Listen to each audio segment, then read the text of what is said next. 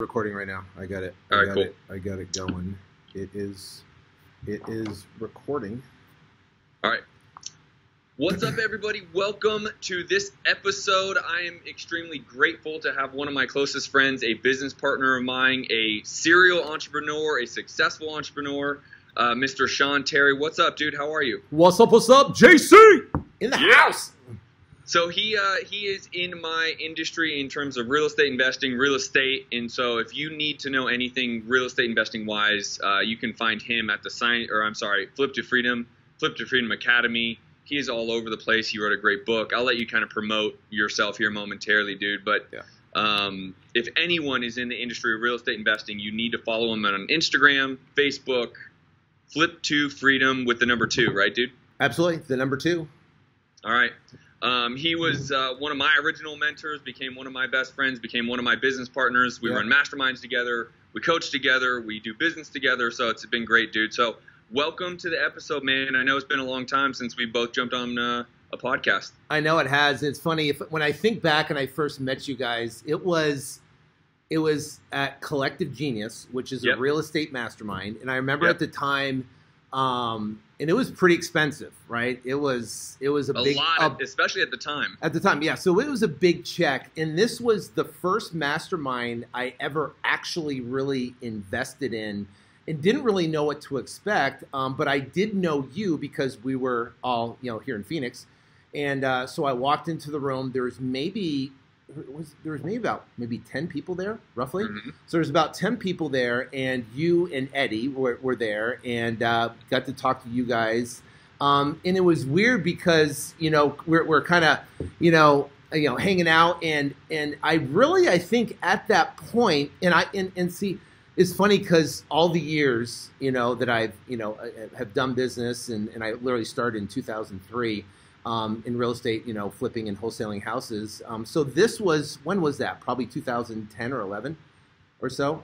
It was 2011. Yeah, so 2011. So from 2004 to 2011, I did, everything myself. And I always would try to find the free way, the book, and there wasn't, Facebook wasn't around and YouTube wasn't really big. So there wasn't a lot of place to get information other than the bookstore to try to figure out how to do this business. So I would consume tons of books and try to figure out every different angle when it came to real estate and investing and, and wholesaling and stuff like that. So, and I was the type of guy that never wanted to pay for education, right? I never wanted to pay for education. I was I was like, I would see it, and it was, whether it be a mastermind, it's a huge check, or it'd be someone's course that was, $500 or whatever. And I would always try to, learn what they know or whatever, and not really invest in the actual platform and the education. So this was a huge step for me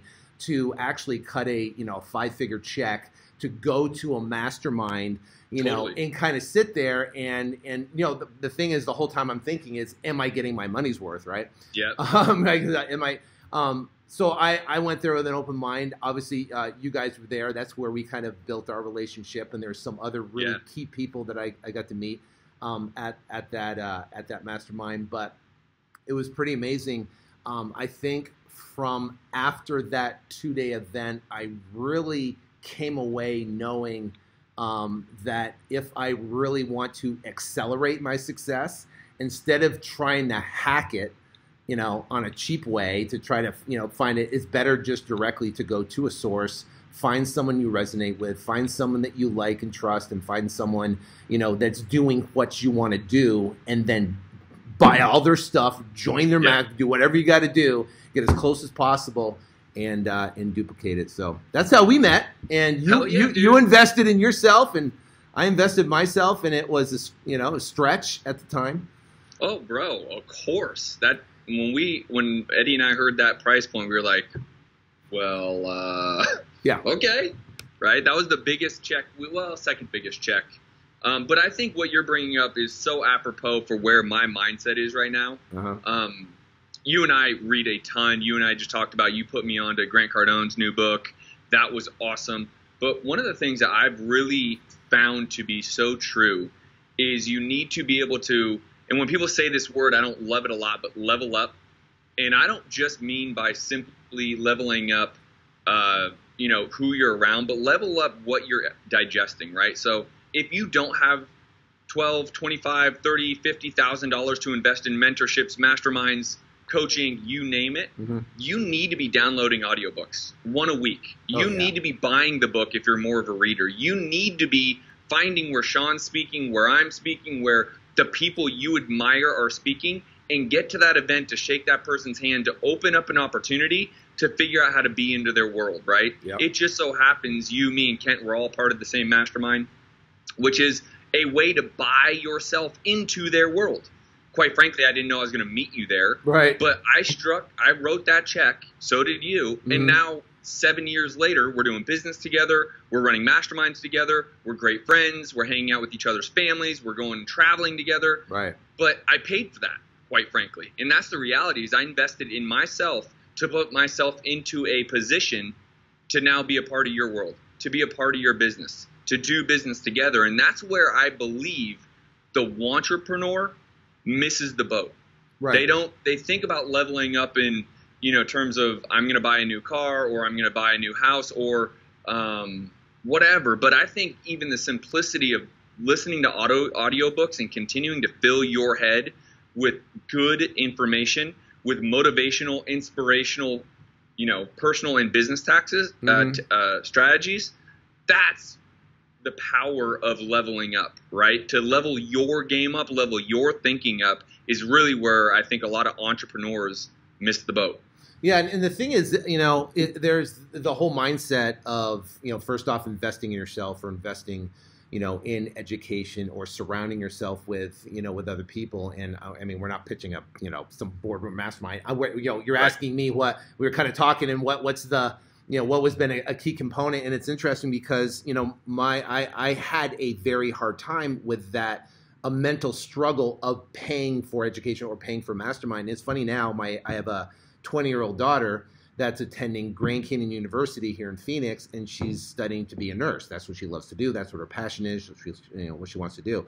But I'm paying, $40,000 to almost $60,000 a year for room and board, for all the classes, for all the stuff she's got to have, for all the books she's got, for all the with the food. It's like crazy. So I'm sitting there, I'm going just like, so now she's going to become a nurse, right? And now she's going to be a nurse, right? And then, when she gets out, to make, $40,000, $50,000, $60,000 maybe dollars a year and work ridiculous hours, although it essentially is her passion.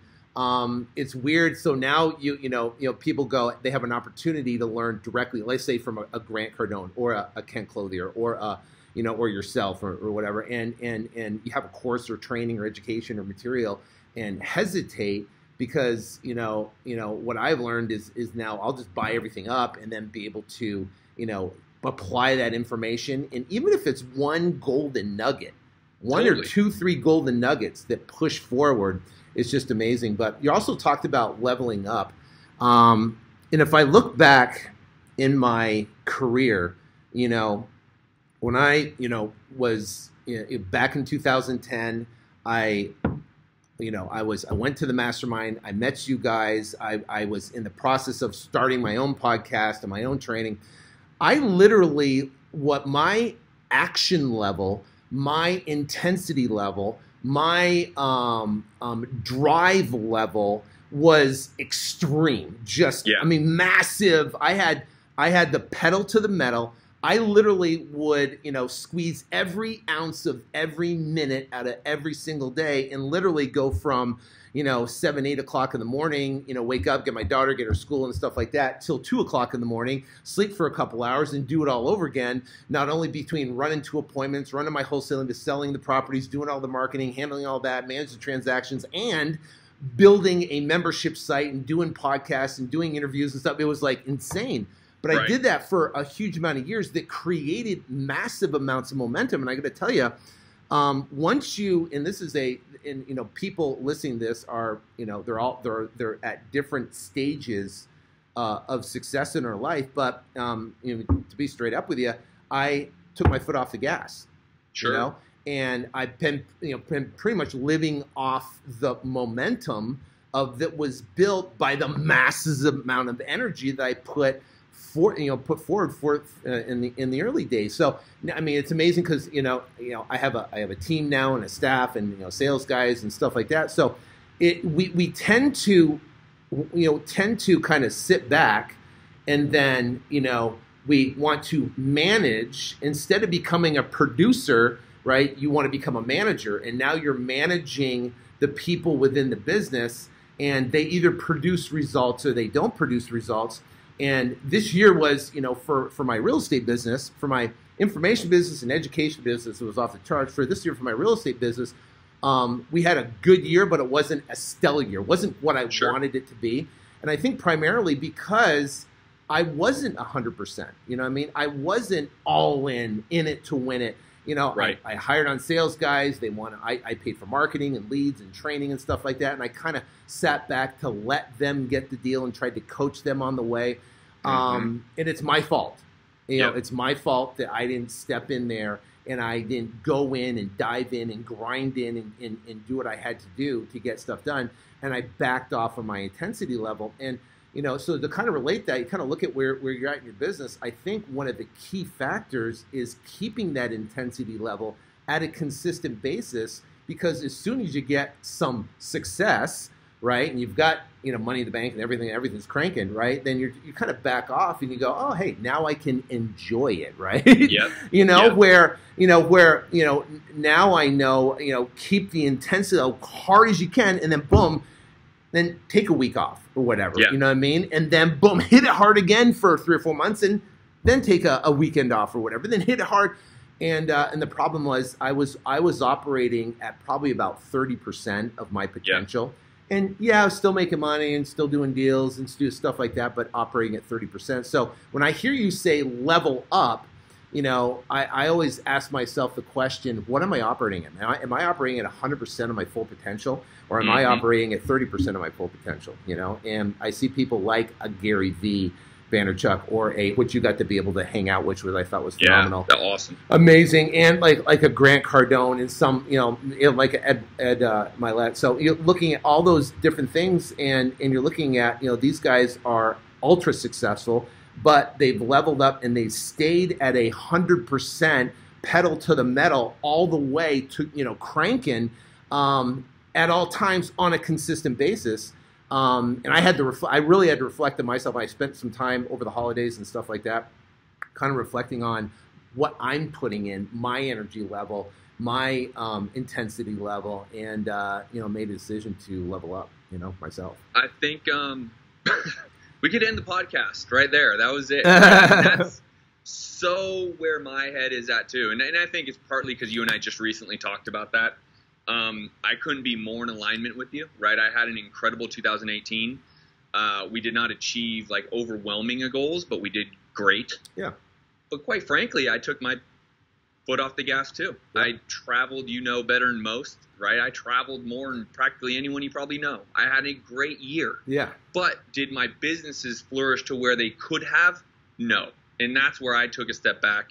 And quite frankly, that time I got to spend with Gary Vee was instrumental in this reframing of what it really takes, because he's full out all the time, and you see that on social media. But I know I could play harder. I know I can, and it doesn't have to be work harder necessarily. Yeah. I don't want to just use that in terms of how to pinpoint it, but it means stay focused. And that's my word for the year, is be really extremely focused on everything. I'm now more involved in my real estate deals than I ever have been. Right. And I believe this year we're going to be more profitable in reshifting where my focus was, right? So I wanted to be the biggest, the baddest. Well, now, okay, what does that mean? Nothing. Right. What really means anything is, how are you lining your pocketbooks? What's your profitability of your business? Right. And to stay focused on that profitability. And so I'm very in line with that, partly because of Gary Vee, partly because you and I have been talking, partly because of the book, Obsessed or Be Average by Grant. But that's it, is be able to be focused for an extreme amount of time and then release and go on a week-long vacation after 3 months of crushing it, and still having that life I think you and I have been able to build a certain lifestyle that I think we've become accustomed to, which is great.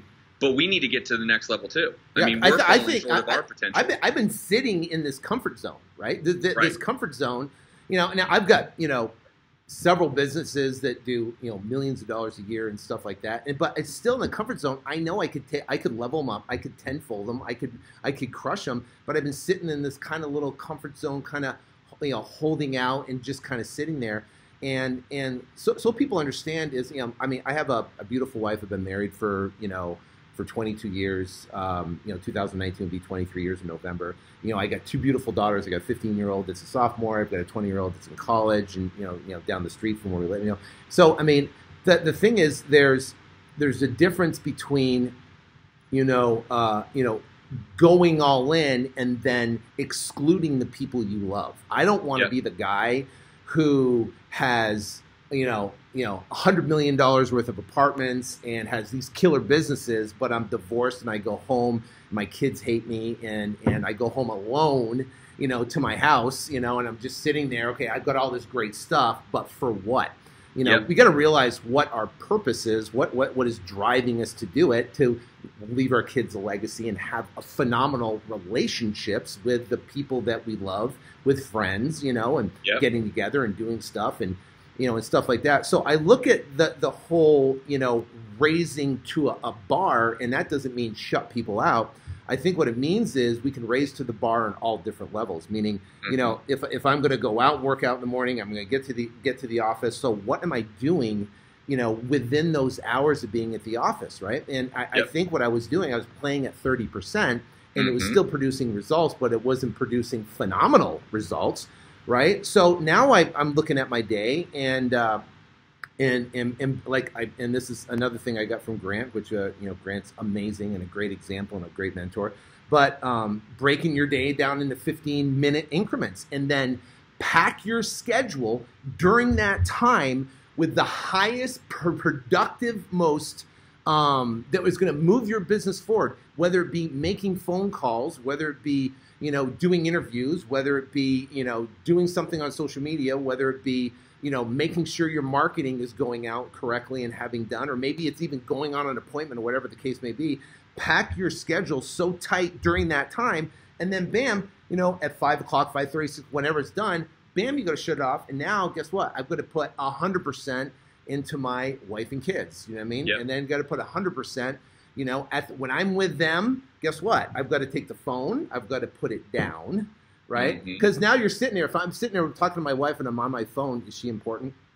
No. Yeah, she's on. If I'm sitting there talking to my kids and I'm on my phone, is my kids important? No. So I take the phone, I put it aside, and put 100% energy and focus into my family and kids. Because honestly, the bottom line is, I've never heard someone on their deathbed, or never heard of someone say on their deathbed, I wish I had more time to make more money or get a bigger bank account, or I should have bought one more property or flipped one more property, bought one more building, right? It's all about, I should have spent more time with the people I love and really made an impact there. So I think we have to get perspective on, yes, we're building a business, and yes, we're crushing it, but we have to allot a certain amount of time within that time, crush it, right? But then the other time, crush it with the people that are most important in your life, which is your family, right? And that's all that matters, that's, I mean, you have a beautiful, girlfriend now and stuff. Yeah. And the problem is, if you turn it on from 5 o'clock in the morning till 1 o'clock in the morning, right? Or 12 o'clock at night,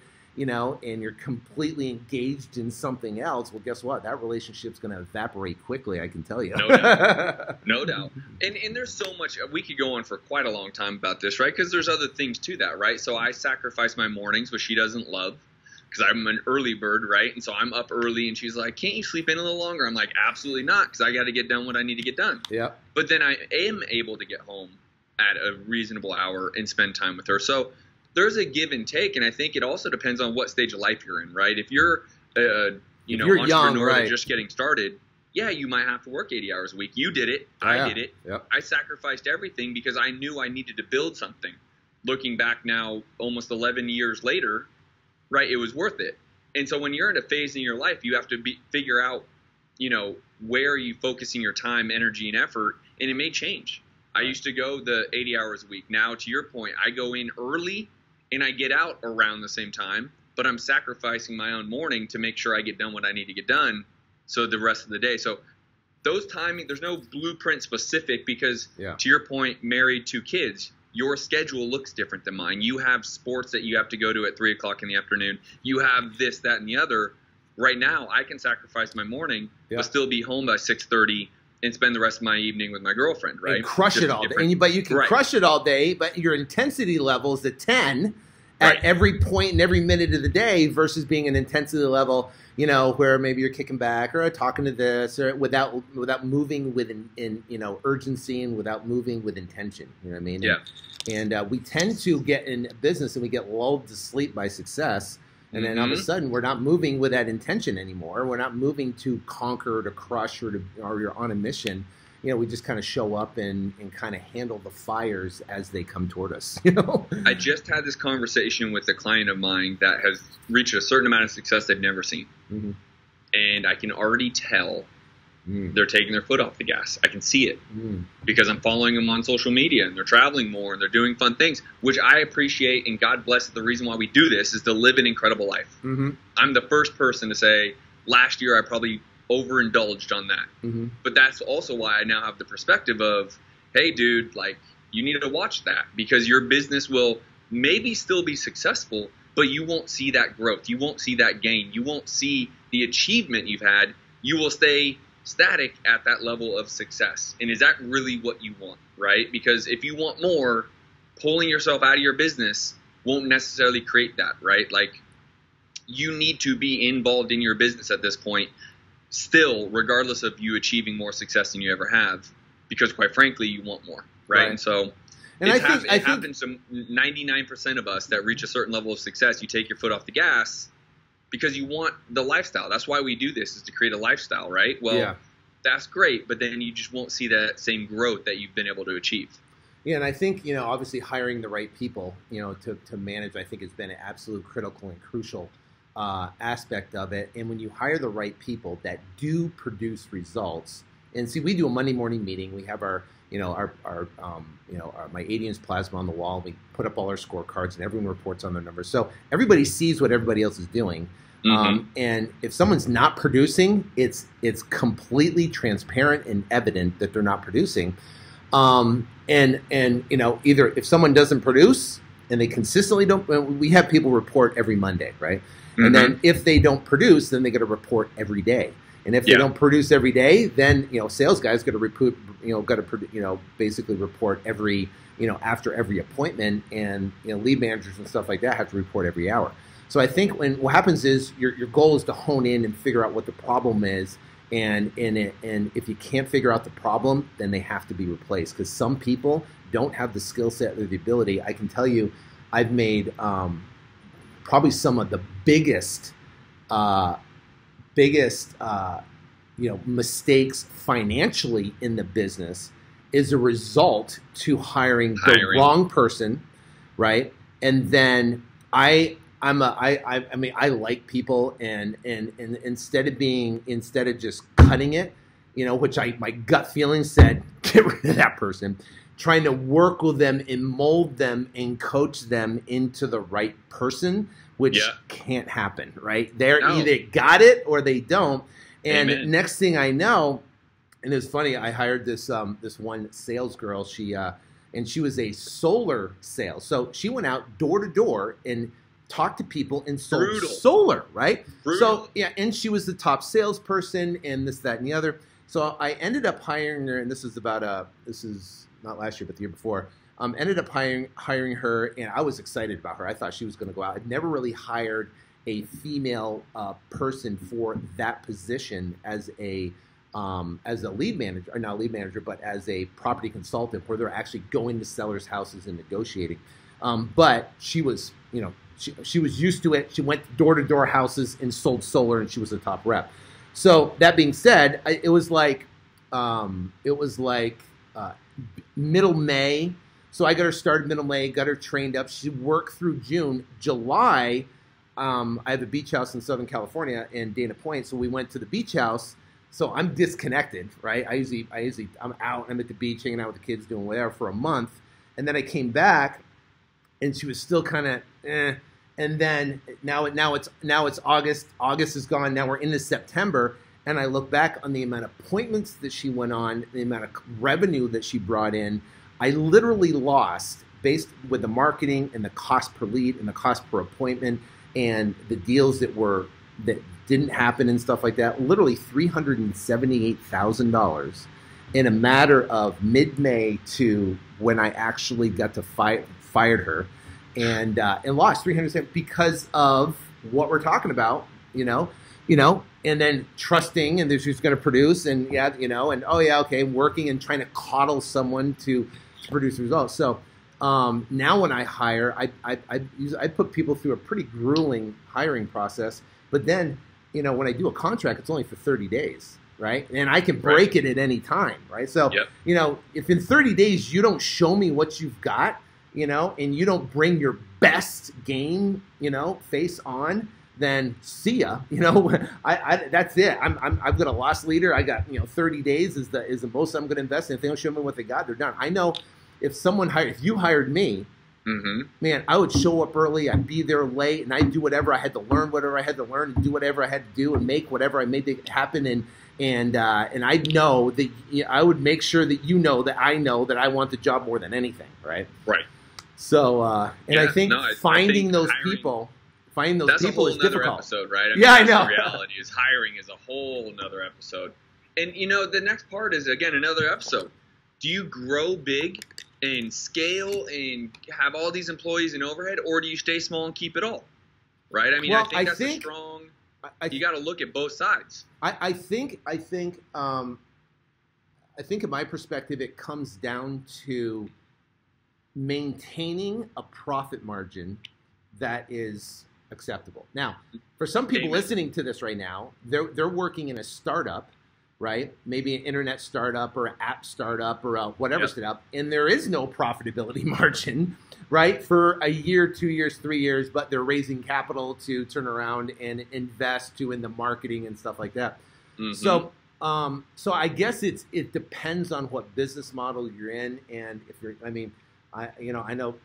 like Open Door, for an example, I don't know their profit margins, but it can't be a lot, but they have an X billion-dollar valuation, and they're going to sell off on the Wall Street, make a bunch of money. So that's a different business model, I think, than what you and I were talking, what you and I do. But from a perspective of growing it massive, if you have the ability to scale it, or if it's just like a mom and pop business, kind of like what we run, is that as long as you can maintain a profit margin, and maintain it, if your profit margin increases, you can reinvest into hiring someone and growing it and building it and stuff. But as soon as your profit margin, kind of diminishes and it goes away, then that's when you're thinking, do I really want to have the headache of managing, have a big office, have a big team of people dealing with all that type of stuff? So totally. I agree 100%. And we could spin this off into 18 different conversations. So for the sake of time, dude, I want to let you know I appreciate everything you've done for me, just so everyone knows. When you talk about leveling up, I mean, Sean literally has been a mentor to me to start my first podcast, The Science of Flipping, which now has led to my next podcast, The Entrepreneur DNA. He's helped me. That's a great name, by the way. I love that name. Which Entrepreneur one? DNA. That's really good, because DNA is the strands that make up a person. So if you can get really to what those strands are, that make up the person, I think that's pretty cool. The DNA that makes up the entrepreneur, I think that's pretty cool. And that's the entire point of that podcast, right? Is to bring on entrepreneurs like yourself, where you and I are in the same space, but from the Jesse Itzlers to Craig Ballantynes to all these other entrepreneurs that aren't in our space, and what makes them successful, and create all those pieces of DNA that make the successful entrepreneur. That's the entire point. So, but anyways, Sean, where can we point everyone to find you? I mean, again, like I said, he's been one of my mentors for so many things. To this day, I'm still asking him about marketing. He's a genius marketer. So we keep going back and forth about different marketing strategies, and he's a great advisor for that. But real estate based, dude, where do they want to find you? Where do you want to point them? Yeah, if they just go to flip2freedom.com, flip2freedom.com. I have a book on there we wrote. It kind of explains the entire business of flipping houses with no cash or credit. It's a great business. It's probably one of the best businesses you can get into. and you can scale it to monster levels, you know, if you want. So which is amazing. And also too, it starts with flipping, which creates immediate cash flow, and then it can turn into building a long-term cash flow business. You know, because think about it, if you had 100 houses, or you had 1,000 units of apartments, and are all paying you every single month, that's great. That means everything's completely taken care of, and you don't have to worry about anything, and you can just do it if you want to do it for fun, right? Yeah, do what you couldn't agree more. That's why we do this, because we love education, we love talking to people, we love inspiring and motivating and exciting people and stuff like that. There's no doubt. Well, I appreciate your time, dude. I know you're slammed. Thank you so much. And I'll see everyone else on the next podcast. Boom! Thank you guys so much. Appreciate it. Later.